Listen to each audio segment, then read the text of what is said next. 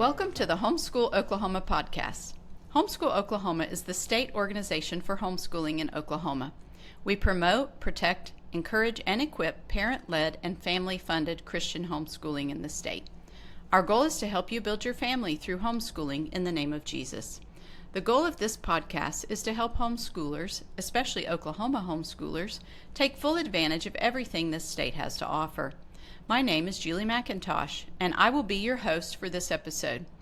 If you want to know more about Homeschool Oklahoma or help us by supporting us, become a member at our website, homeschooloklahoma.org.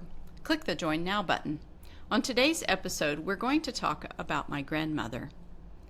My grandmother was famous for her food, her bread, her pies, her chocolate mayonnaise cake, and her canned foods, and her fried chicken, especially her fried chicken.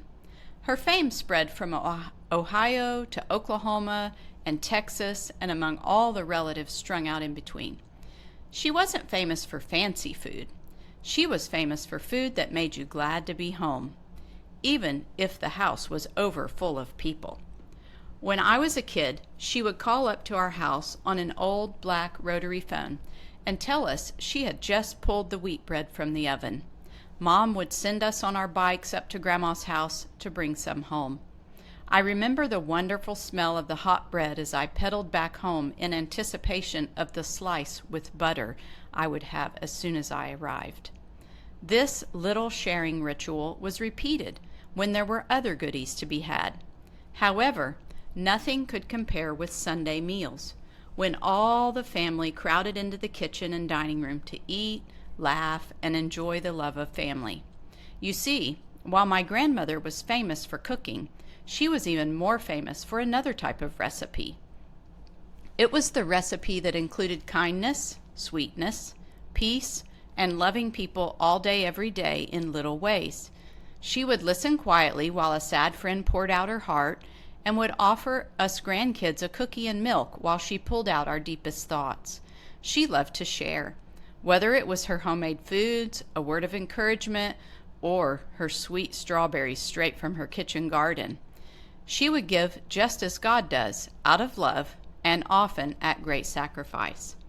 This recipe is what God calls us as parents to follow, to serve and give and love others, following Christ's example, doing the good works that he planned in advance for us to do.